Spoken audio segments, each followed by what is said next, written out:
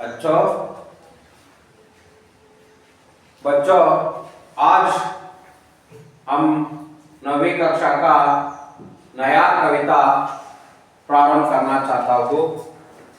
यह 9वीं कक्षा का नया कविता प्रारंभ करने के पहले इसके संबंधिता के बारे में थोड़ा प्रश्न मैं पूछना चाहता हूँ। हमारा देश कौन सा है? भारत देश। भारत देश में अनेक राज्य है। हमारा राज्य का नाम क्या है? कर्नाटक। ऐसे कर्नाटक देशवासिया है, हम भारत देशवासिया है। इसलिए हम भारत देशवासिया होने के नाते से हमारा भारत माता को भी हम लोग यहाँ उसको जय होना चाहिए। इसलिए आज मैथिली शरण गुप्त जी लिखा हुआ जय जय भारत माता या भारत माता को जयवागले या जय जय होना चाहिए, इसके बारे में आज जानकारी प्राप्त करेंगे। यहाँ जय जय भारत।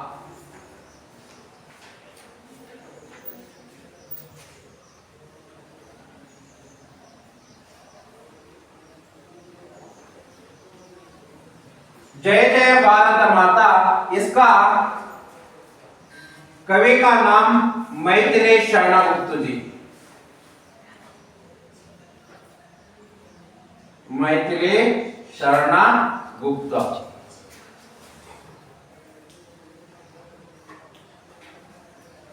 यह इसका आकार करता विधा का नाम कविता।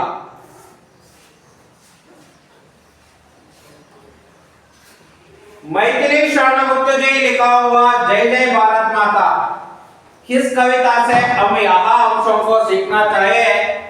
पहले बच्चों में देश प्रेम की भावना पैदा होना चाहिए। क्या पैदा होना चाहिए? देश प्रेम की भावना पैदा होना चाहिए।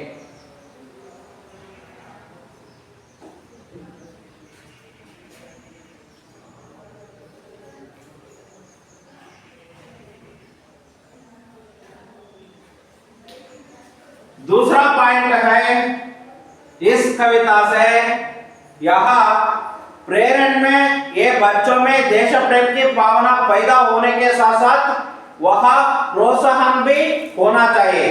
और इसीलिए ये भारत माता का गुणगान कर रहे हैं।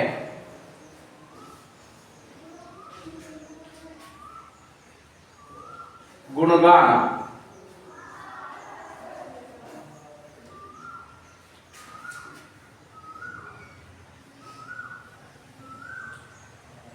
और तीसरा बिंदु है, ये अंधेरा या अंधकार हटकर ज्ञान का रोशनी देने के लिए, अंधकार हटकर ज्ञान की रोशनी देना चाहिए।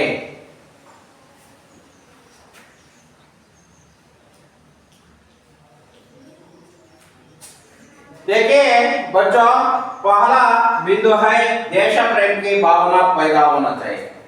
ये बच्चों में बाल्यकाल में ही देश प्रेम की भावना पैदा होना चाहिए, क्योंकि बाल्यकाल में देश प्रेम की भावना पैदा होता तो अंत तक ही रहते हैं। इसलिए बाल्यकाल या बचपन काल में ही या ऐसा देश प्रेम की भावना पैदा होना चाहिए। हाಗಾದ್ರೆ ಮಕ್ಕಳೇ ಗೊತ್ತಾಗಲಿ, ಬಾಲ್ಯಕಾಲ ಅಥವಾ ಸಣ್ಣ ಮಕ್ಕಳಿದ್ದಂತಹ ಸಮಯದಲ್ಲೇ ದೇಶ ಪ್ರೇಮದ ಬಗ್ಗೆ ಏನಾಗಬೇಕು?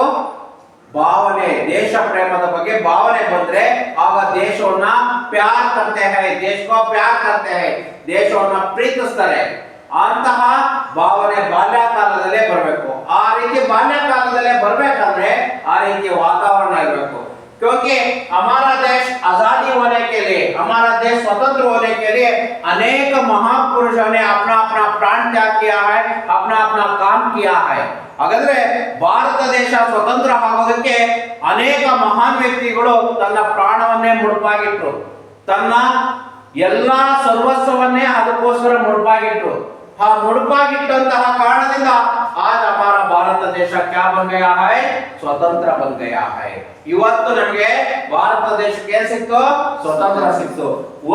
उन महान व्यक्तियों का बलिदान से, उन महान व्यक्तियों का प्राण त्याग करने से हमारा देश स्वतंत्र हुआ है। आया हमारा देश क्या हुआ, आजाद हुआ है। इसलिए ये देश प्रेम की भावना होना चाहिए। ಹಾಗಾಗಿ ಮಕ್ಕಳಲ್ಲೇ ದೇಶ ಪ್ರೇಮದ ಭಾವನೆ ಇರಬೇಕು। ಮಕ್ಕಳೇ ನಿಮಗೆ ಯಾರಿಗಾದ್ರೂ ದೇಶ ಪ್ರೇಮದ ಭಾವನೆ ಇರುವಂತಹ ವ್ಯಕ್ತಿಗಳ, ಮಹಾನ್ ವ್ಯಕ್ತಿಗಳ ಬಗ್ಗೆ ನಿಮಗೆ ಗೊತ್ತಿದ್ರೆ ಯಾರಾದ್ರೂ ಬಂದು ಇಲ್ಲಿ ಪ್ರೆಸೆಂಟ್ ಮಾಡಿ ಹೇಳಿ ನೋಡೋಣ।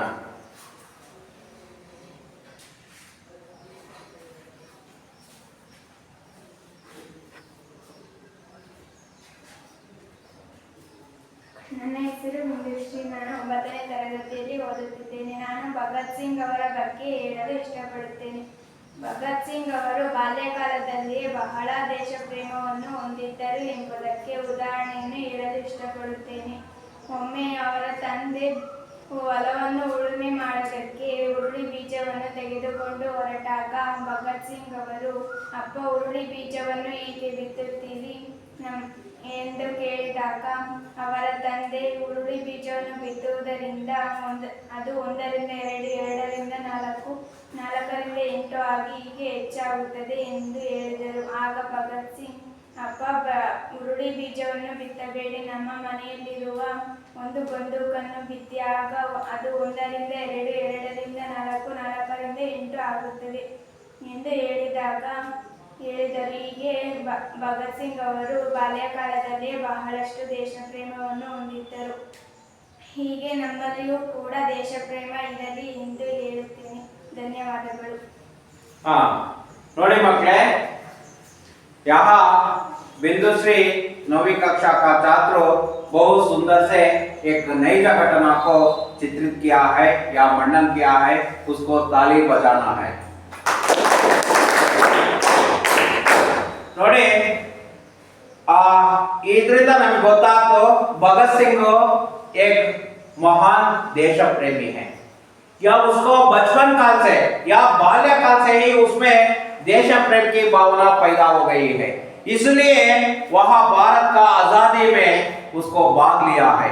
बाल्यकाल से आगे के दिनों में युवक बन गया के बाद यह स्वतंत्रता या आजादी में भाग लिया है। या भाग कर अनेक आंदोलन किया है भगत सिंह ने। ऐसे इससे मालूम होता है, ಇದರಿಂದ ನಮಗೆ ಗೊತ್ತಾಗ್ತಾ ಇದೆ ಆ ಬಾಲ್ಯಕಾಲದಲ್ಲಿ ಆ ರೀತಿಯ ಪ್ರೇಮ, ದೇಶ ಪ್ರೇಮ ಇರೋದ್ರಿಂದ ಮಕ್ಕಳಲ್ಲಿ ಮುಂದೆ ಸಹ ಆ ರೀತಿ ಹೋರಾಟಗಳು ನಡೀತವೆ। ಹಾಗಾಗಿ ಈ ರೀತಿಯ ದೇಶ ಪ್ರೇಮ ನಿಮ್ಮಲ್ಲೂ ಸಹ ಬರಬೇಕು ಅನ್ನೋದು ಇದರ ಅರ್ಥ। दूसरा बिंदु है भारत माता जी का गुणगान कर रहे हैं। भारत माता जी का गुणगान, उसका मतलब क्या है, ಭಾರತ ಮಾತೆಯ ಗುಣಗಾನವನ್ನು ಮಾಡ್ತಾ ಇದ್ದಾರೆ। ಇಲ್ಲಿ ಭಾರತ ಮಾತೆ ನಮಗೆಲ್ಲವನ್ನು ಕೊಟ್ಟಿದ್ದಾರೆ, ಮುಕ್ತ ಹಸ್ತ ಸೇ ಬಾಂಟ್ ರಹಿ ಹೈ। ಮುಕ್ತ ಹಸ್ತ ಅಂದ್ರೆ ಎಲ್ಲವನ್ನ ಮುಕ್ತವಾಗಿ ಕೊಟ್ಟಿದ್ದಾಳೆ। ಇಲ್ಲಿ ಎಂತೆಂತ ಏನು ಪರ್ವತ ಇದಾವೆ, ಪರಿಸರ ಇದೆ, ನದಿಗಳಿದಾವೆ, ಇವಕ್ಕೆ ಯಾವಕ್ಕೂ ನಾವು ಹಣ ಕೊಡ್ತಾ ಇದೀವಾ? ಎಲ್ಲ ಉಚಿತವಾಗಿ ನಮಗೆ ಕೊಡುಗೆಯನ್ನು ಕೊಟ್ಟಿದ್ದಾಳೆ। लेकिन उसको सदुपयोग करना चाहिए, लेकिन दुरुपयोग नहीं करना चाहिए। ನಾವು ಅವನ್ನೆಲ್ಲ ಏನ್ ಮಾಡಬೇಕು, ಸದುಪಯೋಗ ಮಾಡ್ಕೋಬೇಕು, ಯಾವತ್ತೂ ಸಹ ಅವನ್ನ ನಾವು ದುರುಪಯೋಗವಾಗಿ ಮಾಡ್ಕೊಬಾರ್ದು। ಹಾಗಾಗಿ ಇಲ್ಲಿ ಆಕೆ ಬಗ್ಗೆ ಗುಣಗಾನವನ್ನು ಮಾಡುವಂತಹ ಗೀತೆಗಳು ಬಹಳಷ್ಟು ಇದಾವೆ, ಗೊತ್ತಾಯ್ತಾ? ಹಾಡುಗಳು ಬಹಳಷ್ಟಿದಾವೆ। ಆ ಹಾಡುಗಳನ್ನ ಮೂಲಕ ಆ ಭಾರತ ಮಾತೆಯನ್ನ ಗುಣಗಾನವನ್ನ ಮಾಡ್ತಾ ಇದ್ದಾರೆ। ಹಾಗೆ ಅನೇಕ ಗಾನವನ್ನ ಹಾಡಿಬಿಟ್ಟು ಆಕೆಯ ಬಗ್ಗೆ ಪ್ರಶಂಸೆಯನ್ನ ಮಾಡ್ತಿದ್ದಾರೆ। ಮಕ್ಕಳೇ, ನಿಮಗೆ ಯಾರಾದ್ರೂ ಈ ಭಾರತ ಮಾತೆಯ ಗುಣಗಾನವನ್ನ ಮಾಡುವಂತಹ ಹಾಡುಗಳು ಗೊತ್ತಿದ್ರೆ ಒಂದನ್ನು ಬಂದು ಇಲ್ಲಿ ಮಂಡನೆಯನ್ನ ಮಾಡಿ।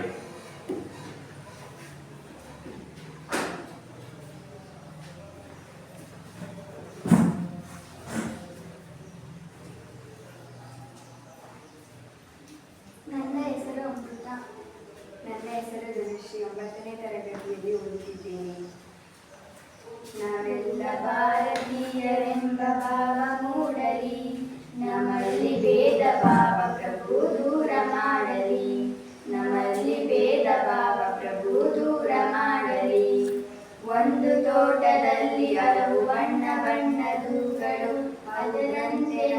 ದೇಶದಲ್ಲಿ ಹಲವು ಮತಗಳು, ಅವುಗಳಂತೆ ಮತಗಳು ಮಕರಂದ ಬೀರಲಿ, ಅವುಗಳಂತೆ ಮತಗಳು ಸದ್ಭಾವ ಬೀರಲಿ. ನಮ್ಮಲ್ಲಿ ಭೇದ ಭಾವ ಪ್ರಭು ದೂರ ಮಾಡಲಿ, ನಮ್ಮಲ್ಲಿ ಭೇದ ಭಾವ ಪ್ರಭು ದೂರ ಮಾಡಲಿ. ಮಣ್ಣಿನಿಂದ ಆದ ಮಡಿಕೆ ಮಣ್ಣಿಗನ್ಯವೇ, ಚಿನ್ನದಿಂದ ಆದ ಒಡವೆ ಚಿನ್ನಗನ್ಯವೇ. ನಿನ್ನಿಂದ ಆದ ಜೀವರು ನಿನ್ನಂತೆ ಬಾಳಲಿ, ನಮ್ಮಲ್ಲಿ ಭೇದ ಭಾವ ಪ್ರಭು ದೂರ ಮಾಡಲಿ, ನಮ್ಮಲ್ಲಿ ಭೇದ ಭಾವ ಪ್ರಭು ದೂರ ಮಾಡಲಿ. ದಯವೇ ಧರ್ಮವೆಂದು ಸಾರಿದಂತ ನಾಡಿದು, ಜಗಕ್ಕೆ ಶಾಂತಿ ಪಾಠ ಹೇಳಿದಂತ ನಾಡಿದು. ಈ ನಾಡಿನಲ್ಲಿ ಶಾಂತಿಯು ಸ್ಥಿರವಾಗಿ ನೆಲೆಸಲಿ, ನಮ್ಮಲ್ಲಿ ಭೇದ ಭಾವ ಪ್ರಭು ದೂರ ಮಾಡಲಿ, ನಮ್ಮಲ್ಲಿ ಭೇದ ಭಾವ ಪ್ರಭು ದೂರ ಮಾಡಲಿ. ಅಸೂರ್ಯನಂತೆ ಸಂತರು ಜಗ ಬೆಳಗಿ ಹೋದರು, ಅವರುಣನಂತೆ ಜ್ಞಾನ ಸುಬೇದರೆಗೆ ಸುರಿದರು. ಗುರುದೇವ ನಿಮ್ಮ ಜ್ಞಾನ ಬೋಧನೆ ಮನದಿ ನೆಲೆಸಲಿ, ನಮ್ಮಲ್ಲಿ ಭೇದ ಭಾವ ಪ್ರಭು ದೂರ ಮಾಡಲಿ, ನಮ್ಮಲ್ಲಿ ಭೇದ ಭಾವ ಪ್ರಭು ದೂರ ಮಾಡಲಿ. ಎಲ್ಲರಿಗೂ ಧನ್ಯವಾದಗಳು. देखिए बहुत सुंदर से गाना गाए हुए छात्रों को धन्यवाद, उसको भी ताली बजाइए. ಇದರಿಂದ ಗೊತ್ತಾಗುತ್ತೆ ಭಾರತ ಮಾತೆಯನ್ನ ಗುಣಗಾನ ಮಾಡೋದಕ್ಕೆ ಎಂತೆಂತ ಕವಿತೆಗಳನ್ನ ರಚನೆಯನ್ನ ಮಾಡಿದರೆ ಒಳ್ಳೊಳ್ಳೆ ಕವಿಗಳು. ಹಾಗೆ ಮೈಥಿಲಿ शरणगुप्त ಅವರು जय जय भारत माता कविता के द्वारा सुंदर चित्रण किया है. तीसरा बिंदु है अंधकार हटकर ज्ञान की रोशनी दे. या अंधकार, अंधकार का मतलब ಕತ್ತಲು, ಕತ್ತಲಿನಿಂದ ಓಡಿಸಿಬಿಟ್ಟು ಜ್ಞಾನ की रोशनी, ಜ್ಞಾನ ಅಂದ್ರೆ ಜ್ಞಾನದ ಬೆಳಕನ್ನ ಕೊಡ್ಲಿ. ರೋಶನಿ का मतलब ಬೆಳಕು, ಜ್ಞಾನವನ್ನ ಕೊಡ್ಲಿ. ನಮ್ಮ ಭಾರತ ದೇಶದಲ್ಲಿರುವಂತಹ ಅಂಧಕಾರವನ್ನ ಓಡಿಸಿಬಿಟ್ಟು ಜ್ಞಾನದ ರೋಶನಿಯನ್ನ, ಜ್ಞಾನದ ಬೆಳಕನ್ನ ಕೊಡಲಿ ಅನ್ನೋದು ಈ ಕವಿತೆಯ ಉದ್ದೇಶವಾಗಿದೆ. ಮಕ್ಕಳೇ, ಈ 3 पॉइंट मुख्य. इस पाठ का उद्देश्य, इस कविता का उद्देश्य यहाँ है छात्रों में देश प्रेम की भावना पैदा होना चाहिए. दूसरा बिंदु है भारत माता जी का गुणगान कर रही है, और तीसरा है अंधकार हटकर ज्ञान की रोशनी देने के लिए कहा है. यहाँ तीनों बिंदुओं के बारे में मैथिली शरणगुप्त जी ने इस कविता के द्वारा चित्रण किया गया है. मैं अभी कविता का पढ़ना चाहता हूँ. अभी सभी पुस्तक खोलिए.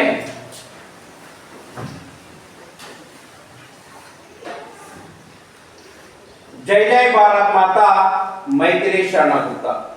कवि इस कविता में भारत माता का गुणगान कर रहे हैं. कवि प्रार्थना कर रहे हैं कि इस देश के पावन आंगन में अंधेरा हटे और ज्ञान मिले. सब लोग मिलजुल कर भारत माता का यश की गाथ गाए हैं. कविता देखिए. जय जय भारत माता, जय जय भारत माता, ऊंचा हिया हिमालय तेरा, ऊंचा हिया हिमालय तेरा, उसमें कितना स्नेह भरा, दिल में अपने आग दबा कर रखता हमको हरा भरा.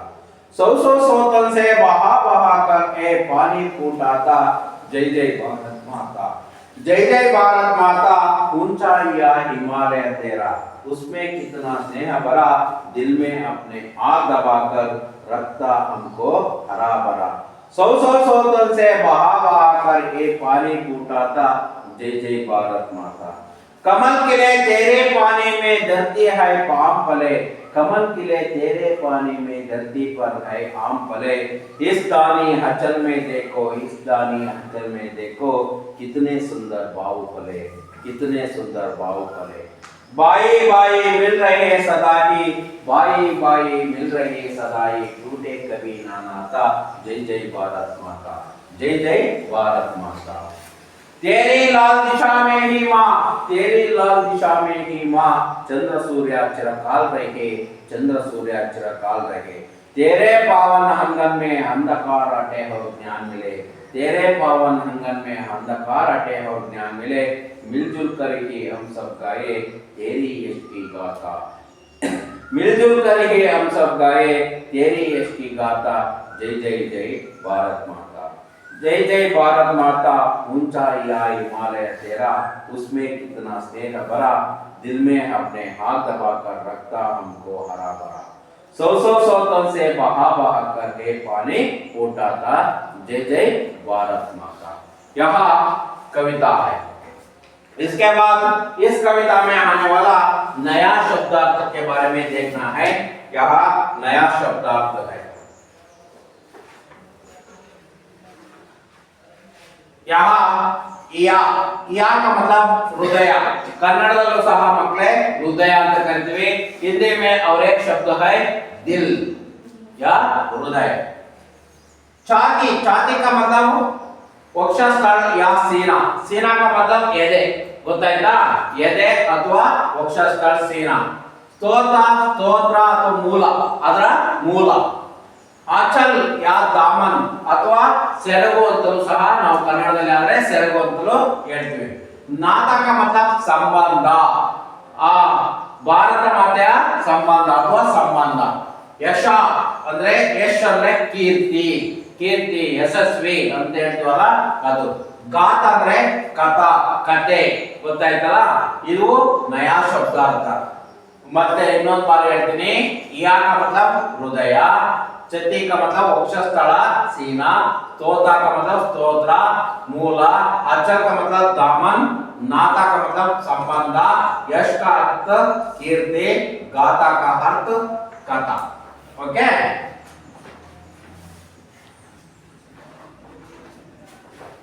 उसके बाद यहाँ कवि परिचय, मैथिली शरणगुप्त जी का कवि परिचय। देखिए मैथिली शरणगुप्त, मैथिली शरणगुप्ता, उसका जन्म 1886, 1886, 1886, 1964, 1964। ಹಾಗಾದ್ರೆ ಮಕ್ಕಳೇ 1886ರಲ್ಲಿ ಅವರ ಜನ್ಮವಾಯಿತು। ಅವರ ಮೃತ್ಯು, ಮೈಥಿಲಿ ಶರಣಗುಪ್ತರ ಮೃತ್ಯು ಯಾವಾಗ ಆಯಿತು? 1964। मैथिली शरणगुप्त जी का जन्म 1886 में हुआ है।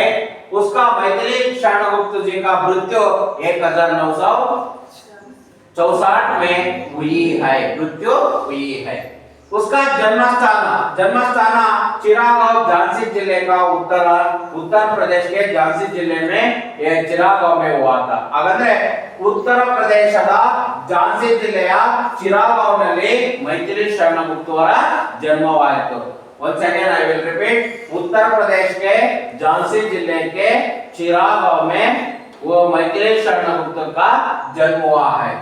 उसका पिता का नाम श्री सेठ रामचरण, ये उसका पिता का नाम, और ತಂದೆ ಹೆಸರು ಎ ಶೇಠ್ ರಾಮಚರಣ್। वो भी कवि थी, वे ನಿಮಗೆಲ್ಲ ಗೊತ್ತಾಗಲಿ ಅವರು ಸಹ ಕವಿಗಳಾಗಿದ್ರು। ಯಾರು? ಮೈಥಿಲಿ ಶರಣಗುಪ್ತರ ತಂದೆ ಆದಂತಹ ಶೇಠ್ ರಾಮಚರಣ್ ಅವರು ಸಹ ಏನಾಗಿದ್ರು? ಕವಿ ಆಗಿದ್ರು, ಅವರು ಸಹ ಕವಿ ಆಗಿದ್ರು। ಹಾಗಾಗಿ ಅವರ ಗುಣಗಳು ಯಾರಿಗೆ ಬಂದು? ಮೈಥಿಲಿ ಶರಣಗುಪ್ತವರಿಗೆ ಬಂದು। उसके बाद उपाधि, ಅವರು ಬರೆದಿರುವಂತ ಅವರಿಗೆ ಸಿಕ್ಕಂತಹ ಉಪಾಧಿ ಗೊತ್ತಾಯ್ತಾ? ನೋಡಿ, ಪದ್ಮಭೂಷಣ ಎಂಬಂತಹ ಉಪಾಧಿ ಸಿಕ್ತು ಅವರಿಗೆ। ಪದ್ಮಭೂಷಣ ಎಂಬಂತಹ ಉಪಾಧಿ ಸಿಕ್ಕಿದೆ ಯಾವಾಗ ಅಂದ್ರೆ सन 1961 में हुआ है, ಗೊತ್ತಾಯ್ತಾ? 1961ರಲ್ಲಿ ಪದ್ಮಭೂಷಣ ಪುರಸ್ಕಾರ यहाँ मैथिली शरणगुप्त जी को मिला है। यहाँ काव्य, उसका काव्य और बರೆದಿರುವಂತಹ ಗ್ರಂಥಗಳು ಹೆಸರು ಸಾಕೇತ್, पंचवटी, जयद्रथवध, रंग में भंग, भारत भारती, अनाग, नहुष आदि ಇವೆಲ್ಲ ಬಹಳ ಪ್ರಸಿದ್ಧವಾದಂತಹ ಗ್ರಂಥಗಳನ್ನ ರಚನೆಗಳನ್ನ ಮಾಡಿದಂತವರು मैथिली शरणगुप्त जी। मैथिली शरणगुप्त का रचना है साकेत, पंचवटी, जयद्रथवध, रंग में भंग, ये भारत भारती, अनाग, नहुष आदि है। यहाँ मैथिली शरण गुप्त जी का कवि परिचय है। यह देखिए, और एक बार मैथिली शरण गुप्त जी का जन्म 1886 में हुआ है। उसका मृत्यु 1964 में हुई है। जन्म स्थान उत्तर प्रदेश राज्य के झांसी जिले का चिरागांव में हुआ था। यह पिता श्री शेठ रामचरण वो भी कवि थे और सह कविಗಳಾಗಿದ್ದರು। उपाधि पद्मभूषण सन 1961 में हुई है। या 1961 ಪದ್ಮಭೂಷಣ ಅವರಿಗೆ ಪುರಸ್ಕಾರ ಸಿಕ್ತು। ಅವರು ಬರೆದಿರುವಂತಹ ಕಾವ್ಯಗಳು ಸಾಕೇತ್, ಪಂಚವಟಿ, ಜಯದ್ರಥಾವತ್, रंग में पल, भारत भारती, अनाथ, नहुष आदि है। ಈ ಕವಿತೆಗಳನ್ನ ಈ ಕಾವ್ಯಗಳನ್ನ ಇವನ್ನ ರಚನೆಯನ್ನ ಮಾಡಿದರೆ। इसका कविता में बहुत सरल ರೋಚಕ रहता है। ಇವರು ಬರೆದಿರುವಂತಹ ಕವಿತೆಗಳು ಬಹಳ ಸರಳವಾಗಿರುತ್ತವೆ, ಎಲ್ಲರಿಗೂ ಅರ್ಥ ಆಗುವ ರೀತಿಯಲ್ಲಿರುತ್ತವೆ, ಆದರೂ ರೋಚಕವಾಗಿ ಇರುವಂತಹ ಕವಿತೆಗಳನ್ನ मैथिली शरण गुप्त जी ने रचन किया है। ಅರ್ಥ ಆಯ್ತಾ ಮಕ್ಕಳೇ? ಏನೇ ಡೌಟ್ಸ್ ಇದರಲ್ಲಿ? मैथिली शरण गुप्त कवि ಪರಿಚಯದಲ್ಲಿ ಇಲ್ಲಲ್ಲ, ಮುಂದೆ ಹೋಗಬಹುದಲ್ಲ? ಹಾಗಾದ್ರೆ ನೋಡೋಣ ಇದರಲ್ಲಿ ಬರುವಂತಹ ಪದ್ಯವನ್ನು।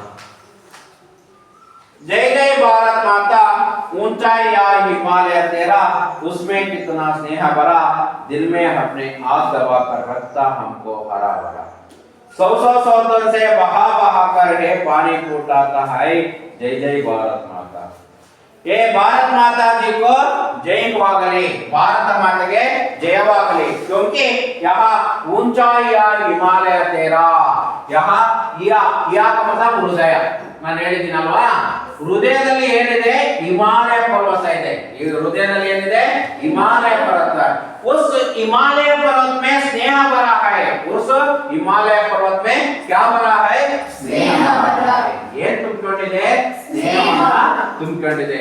इसलिए उसमें कितना स्नेह भरा है? हिमालय पर्वत में स्नेह से भरा हुआ है। उसके दिल में अपने आग दबाकर, लेकिन उसका दिल अनु अदया, ये अनु अदया, हृदय अनु अदया। यहाँ दिल में आग दबाकर, आ दिलिನಲ್ಲಿ ಹೃದಯದಲ್ಲಿ ಬೆಂಕಿಯನ್ನು ಇಟ್ಕೊಂಡು ಸ್ನೇಹವನ್ನು ಕೊಡ್ತಾ ಇದ್ದಾರೆ। ಯಾರು? ಭಾರತ ಮಾತೆ ಏನನ್ನ ಇಟ್ಕೊಂಡು? ಬೆಂಕಿಯನ್ನ ಇಟ್ಕೊಂಡು। ಹಾಗಾದ್ರೆ ಅಗ್ನಿ ಗೊತ್ತಿದೆಯಲ್ಲ, ಅಗ್ನಿಯನ್ನ ಇಟ್ಕೊಂಡು ಏನನ್ನ ಕೊಡ್ತಾ ಇದೆ? ಸ್ನೇಹವನ್ನು ಕೊಡ್ತಾ ಇದ್ದಾಳೆ। दिल में आग दबाकर रखता हमको हरा भरा, लेकिन हरा भरा या हमारा वातावरण, हमारा परिसर हर से भरा हुआ है, हरा से भरा हुआ है। हागाದ್ರೆ ನಮ್ಮ ಪರಿಸರ ಯಾವುದರಿಂದ ತುಂಬಿದೆ? ಹಸಿರಿನಿಂದ ತುಂಬಿದೆ। ಹಸಿರಿನಿಂದ ತುಂಬಿರುವಂತಹ ಪರಿಸರವನ್ನ ಆಕೆ ಕೊಡ್ತಾ ಇದ್ದಾಳೆ। इसलिए है सौ सौ सौतन से बहा बहा कर ये पानी फूटाता है, जय जय भारत माता। सौ सौ सौतन से ಸಾವಿರಾರು ಮೈಲಿಗಳಿಂದ ಏನು ನದಿಗಳು ಹರಿತಾ ಇದ್ದಾವೆ, ಗೊತ್ತಾಯ್ತಾ? ಪಾನಿ ಫೂಟಾತಾ ಹೈ, ನೀರು ಹರಿತಾ ಇದೆ, ಚುಮ್ಮಿ ಬರ್ತಾ ಇದೆ, ಗೊತ್ತಾಯ್ತಾ? ಆ ಚುಮ್ಮಿ ಬರೋದ್ರಿಂದಲೇ ನಮ್ಮ ಪರಿಸರ ಇಷ್ಟೊಂದು ಸುಂದರವಾಗಿರೋದು।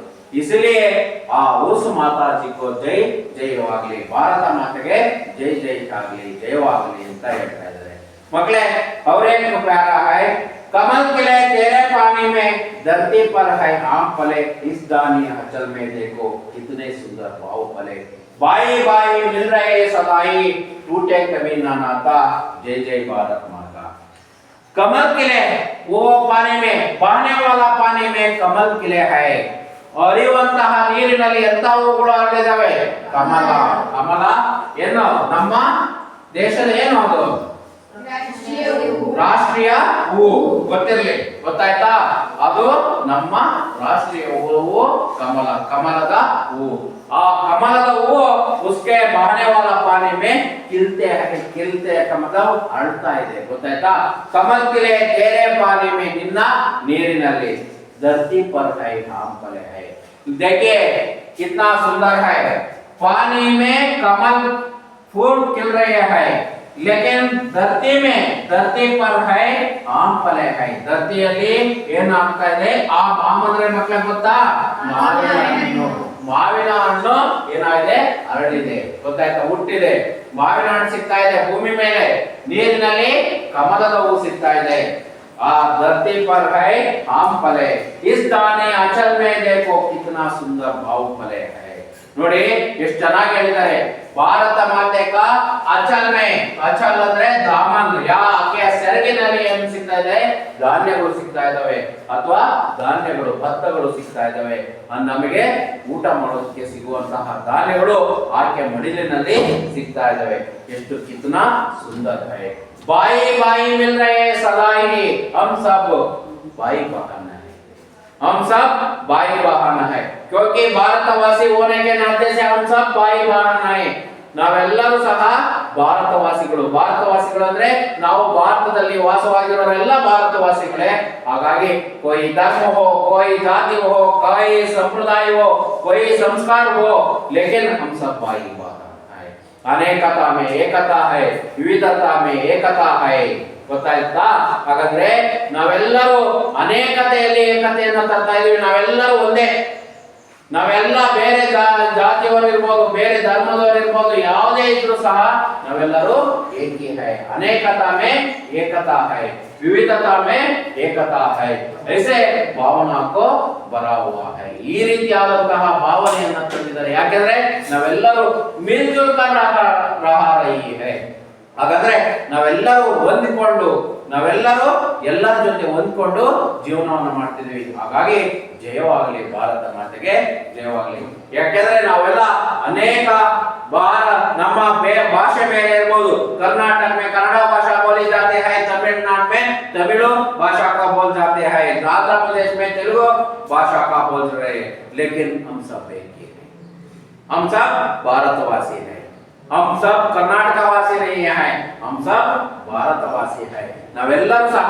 ಭಾರತವಾಸಿಗಳು ಹಾಗಾಗಿ ನಮಗೆ ಏನಾಗಲಿ ಜಯವಾಗಲಿ ಭಾರತ ಮಾತೆಗೆ ಜಯವಾಗಲಿ ಐಸೆ ಭಾವನಾ ಕೋ वे कहा रही है ಮಕ್ಕಳೇ ನಿಮಗೆಲ್ಲ ಗೊತ್ತಾಗಲಿ ಇದರ ಅರ್ಥ ಏನು ನಾವು ಅನೇಕತೆಯಲ್ಲಿ ಏಕತೆಯನ್ನು ತರ್ತಾ ಇದ್ದೀವಿ ವಿವಿಧತೆಯಲ್ಲಿ ಏಕತೆಯನ್ನು ತರ್ತಾ ಇದ್ದೀವಿ कोई त्योहार भी हो सकता है ಯಾವುದೇ ಹಬ್ಬಗಳಿರಬಹುದು ಗೊತ್ತಾಯ್ತಾ वह अनेक त्योहार भी है उस संप्रदाय के अनुसार उसका त्योहार भी मनाते हैं लेकिन हम सब के लिए एक त्योहार है यहाँ राष्ट्रीय त्योहार भी है ಭಾರತ ದೇಶದ ರಾಷ್ಟ್ರೀಯ त्योहारಗಳನ್ನು ಸಹ ನಾವೆಲ್ಲರೂ अब सभी मिलजुल करके वह त्योहारों को मनाते हैं ಹಾಗೆ ಕವಿ ಮೈಥಿಲಿ ಶರಣ ಅವರು ಇವನ್ನ ಹೇಳ್ತಾ ಇದ್ದಾರೆ ಮಕ್ಕಳೇ ಹಾಗಾಗಿ इस कविता के द्वारा हम लोगों को मालूम होता है हम सब एक ही हैं ನಾವೆಲ್ಲರೂ ಸಹ ಒಂದೇ ಹಾಗಾಗಿ ಇಂತಹ ಮಾತೆ ಯಾರಂದ್ರೆ ಭಾರತ ಮಾತೆ ಇಂತಹ ಒಂದು ವಾತಾವರಣವನ್ನ ಕಲ್ಪಿಸಿಕೊಟ್ಟಿದ್ದಾರೆ ಅನ್ನೋದನ್ನ ಈ ಕವಿತೆಯ ಮೂಲಕ ನಿಮಗೆ ಗೊತ್ತಾಗುತ್ತೆ ಮೈಥಿಲಿ ಶರಣ ಅವರು ಇದನ್ನ ಬಹಳ ಸುಂದರವಾಗಿ ಹೇಳಿದ್ದಾರೆ ಮಕ್ಕಳೇ ಹಾಗಾಗಿ ಇದರಲ್ಲಿ ನಿಮಗೆ ಯಾವ್ದಾದ್ರು ಸಂದೇಹಗಳು ಡೌಟ್ಗಳಿದ್ರೆ ಕೇಳಬಹುದು ಎನಿ ಡೌಟ್ಸ್ कोई डाउट कहा अभी मैं 2-3 प्रश्नों पूछना चाहता हूँ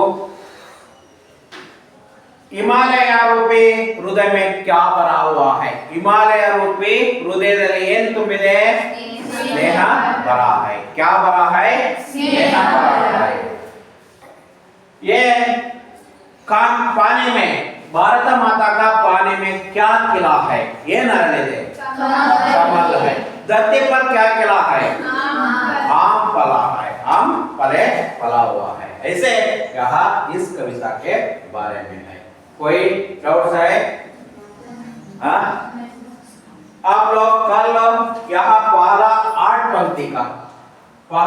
8 पंक्ति का मतलब एक स्टैंड है ना पहला स्टैंड है ना वह कल कंठस्थ करके आना चाहिए ನಾಳೆ ನೀವು ಈ 8 ಲೈನ್ಗಳನ್ನ ಏನು ಮಾಡಬೇಕು ಕಂಠಸ್ಥ ಅಥವಾ ಬಾಯಟನ್ನ ಮಾಡಿಕೊಂಡು ಬರಬೇಕು ಓಕೆ ಧನ್ಯವಾದ